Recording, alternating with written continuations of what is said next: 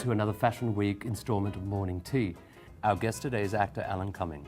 It's not often that we have an officer of the Order of the British Empire in our midst. That's right. Or OBE, baby. Or Scotland's 18th most eligible bachelor, which I believe you were voted once.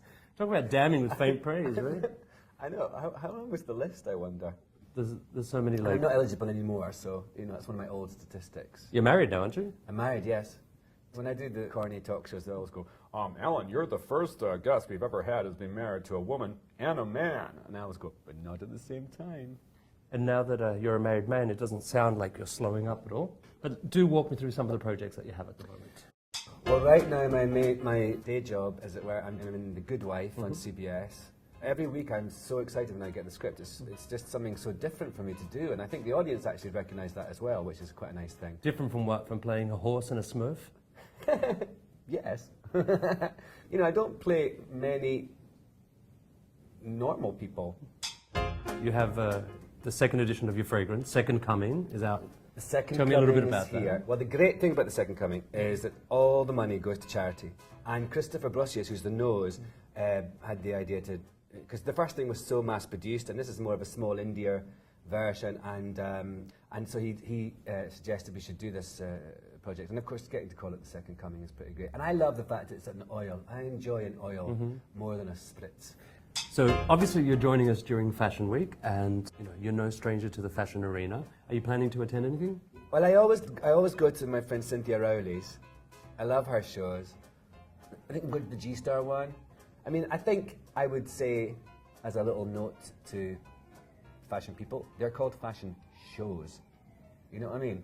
The whole point is that you wear the clothes don't wear you. So why can't you, you know, models stand out for a reason. There's something about them, their personality comes through. So why not encourage that rather than make them all these automatons? I think so you walk more like Pat Cleveland or one of those 1970s throwbacks, right? Sort of bring in the glamour and the hits. I have a look round and have a smile.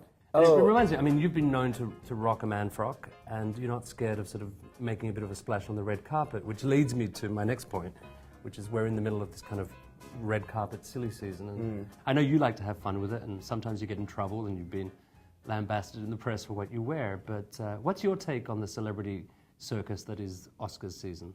I always think the Oscars is like Christmas for Hollywood. You know, it's the dullest town, Los Angeles, for most of the year. Then one weekend, everyone goes nuts. So you want to have a bit of festive spirit. You know, I have obviously had to, over the years, have this wall surrounding me about people's reactions to things, because the bulk of people, it seems, are horrified that a man would wear anything other than a black tie at these events. And I don't see why girls should have all the fun. Have you ever shown up on one of those worst dress of the week? Oh my God, all the time. All the time I'm on those things. And it's quite funny, Grant, my husband, like sometimes I'll come out, you know, we're ready to go to one of those things, and I'll come out in some outfit and I'll go, Lady Bunny won't like it. Yeah, exactly. You know where that's going to end up. It's really basically people are saying, you're different. That's what they're saying. And I think, yeah, I am. Surely that's a good thing, isn't it? But people are a bit scared of difference in this country. I like fashion in that it's, in terms of it as an art form, and you meet interesting people, but I don't like how closed it is. I don't like how unjoyful it is. You live a very colourful life, Mr. Cumming. It sounds like the making of a good book, and so I'm not surprised to hear that you're working on an autobiography. I'm actually just getting down to it now. I've been thinking about it for a while. I was wondering how to do it in a way that I would be interested enough to keep going, because you know, who cares, like, you know, my parents came to blah, blah, blah. There's a saying that Noel Coward said, when like he was talking, a young actress who he was working with, he took her for lunch, and they were just chatting and chatting and chatting, and at the end of the lunch, he said to her, "Now, my dear, I have to tell you, you did not give me any jam. I've taken you for this entire lunch, you've talked about everything else, but you've not given me any jam." And he meant, like, you know, any praise or that. And she was like, "Oh, but Mr. Coward, I thought you would know that. I'm just so honoured to be in your presence and to work with you, joy of my life." And he went, "No, my dear, everybody needs jam."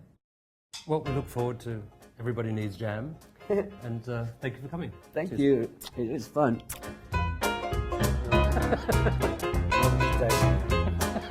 Well,